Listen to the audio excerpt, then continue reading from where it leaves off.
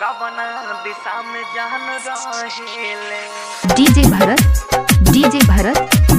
भरत जनकपुर धनुषा नेपाल, जनकपुर धनुषा नेपाल, जनकपुर धनुषा नेपाल। कवना दिशा में जान रहेले।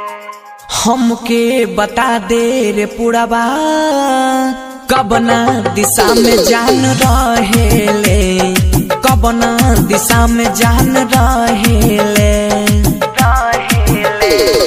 हमके बता दे रे पुरबा, कवना दिशा में जान रहेले, कवना दिशा में जान रहेले। पागल दिलावा रहिया निहारे, बिरही के मारना सहेले। हमके बता दे रे पुरबा, कवना दिशा में जान रहेले, कवना दिशा में जान रहेले। Mix by Bharat Das, mix by Bharat Das, mix by Bharat दास।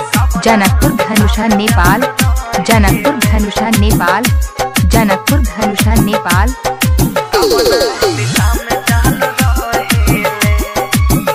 हाँ रोता दिलवाई जो हटा अखियाई, तोहरे सूरतिया ये जान हो, तोहरे सूरतिया ये जान। हाँ रोता दिलवाई जो हटा अखियाई, तोहरे सूरतिया ये जान हो। निक नहीं लागे ओकरा बिना पूछहूँ, अख से आंसू बहेले। का रहे हमर कसुरवा, बेवफा हमके उ कहेले, बेवफा हमके उ कहेले। डीजे भरत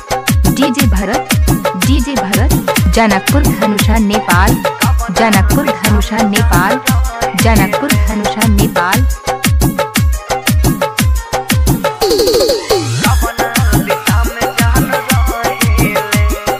प्यार ऊ बचपन के बात, लड़कपन के कैसे के हम भूल जाई हो, कैसे के हम भूल जाई हो।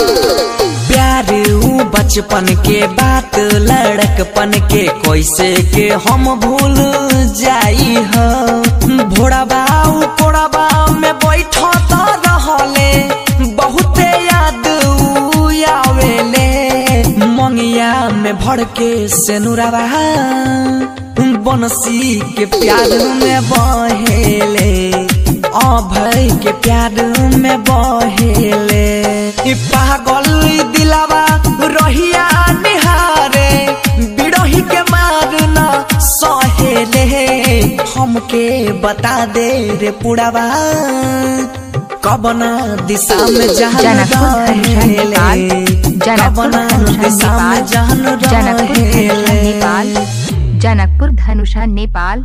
अच्छा सुनो, सब्सक्राइब करते वक्त ना घंटी बजा देना, ताकि जब मैं ऑनलाइन आऊँ तो तुम्हारे फोन की भी घंटी बजे।